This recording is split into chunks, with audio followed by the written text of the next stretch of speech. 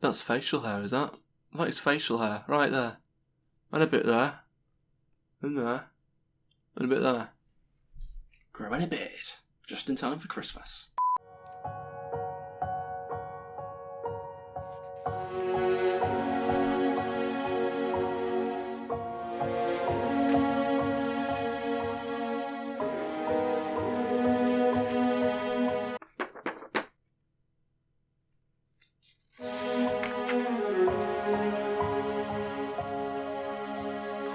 Right, that's my good deed done for the day. Now I can say whatever I want for the rest of the video.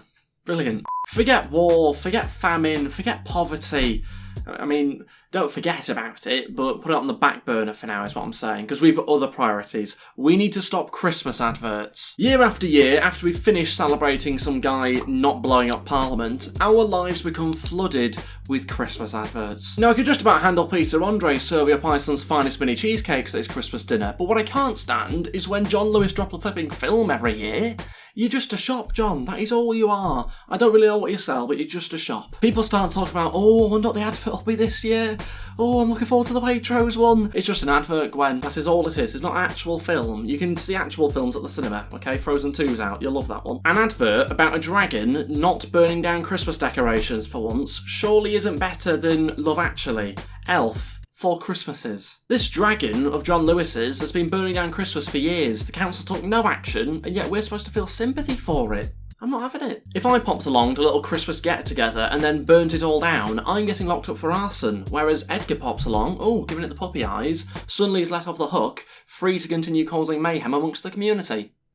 Ridiculous. We have these 2-minute long adverts, then at the end of them they'll say, and you can watch the full 7-minute adverts online. No, I'm good thanks. I'm not going to willingly watch the rest of an advert online. This time next year they'll turn it into a full-blown Netflix special. We'll have our own series just for the sort of John Lewis top 10 Christmas adverts. They'll have people paying for them soon. You know, we've already got people buying the cuddly toys off the back of an advert. The only Christmas advert I've got any time for is that Coca Cola one with the big red lorries driving through this little rural village, polluting the atmosphere like mad, don't get me wrong, but keep killing the planet. It's worth it, because that's a proper Christmas advert. Coca Cola nailed the Christmas advert. I mean, keep it short, keep it sweet, music in the background, lights everywhere. Brilliant, even if it is contributing to climate change. Speaking of climate change, sawed that one down earlier. Just chopped it down. Deforestation. You love to see it. Timber! The one time of year where deforestation is good. It's not a real tree, it's artificial, so harming the environment in other ways. Don't even get me started on the Christmas cards. I'm not going to bother sending any out this year. And not because I can't be bothered to leave the house to go to the shops to get them, no. No. Because of the environmental impacts that it has on the environment with the trees and that pollution. Bad. I also want to talk about last year's Christmas video where I was talking through the real story of Christmas. They didn't have cars back then, so it probably took them a long time to get there. Probably. Yeah, probably. To walk to Bethlehem, yes, probably took them a long time. The little baby boy fell asleep in Mary's arms. Lazy. Now, I'm sure it was mildly offensive to some people, but at the end of the day, it was just a series of jokes. No outrage was intended to be caused, okay? And so this year I've decided to be my best behaviour.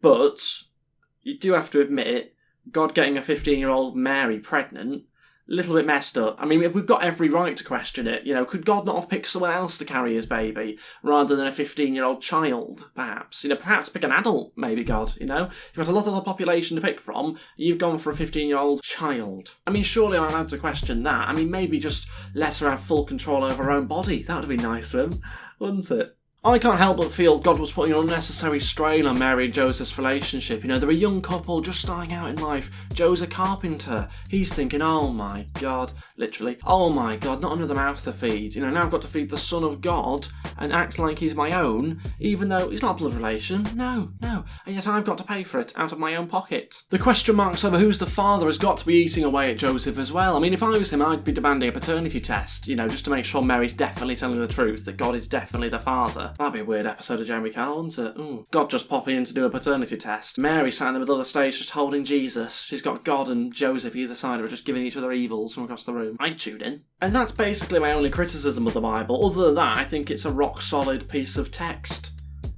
Actually, no. The three wise men. Bit sexist. Let's have two wise men and 2 wise women, yeah? Or, actually, let's forget the gender completely. Let's have X amount of wise people visiting Jesus. Turns out they weren't very wise either. Shocking choice of gifts. Who buys a kid gold, frankincense and myrrh? Pathetic. Yeah, let's get a proper cot first. He sat in a manger inside a stable. Forget the gold, let's get a proper roof over his head first, shall we, lads?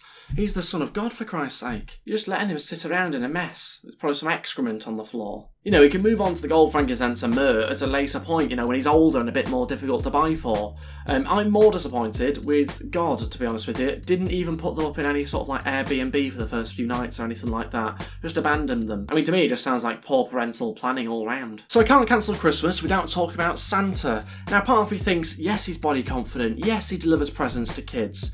But another part of me also thinks, basically a glorified burglar, weird bloke, justifies breaking into people's homes by leaving them presents in return. Who does that? That's some sort of weird psychological manipulation going on right there. And of course, who makes those gifts? Elves. So, you know, basically Santa's slaves, probably overworked and underpaid, but, you know, nothing like seeing good old exploitation of labour during the festive season. And so in many ways, Santa is the original Jeff Bezos.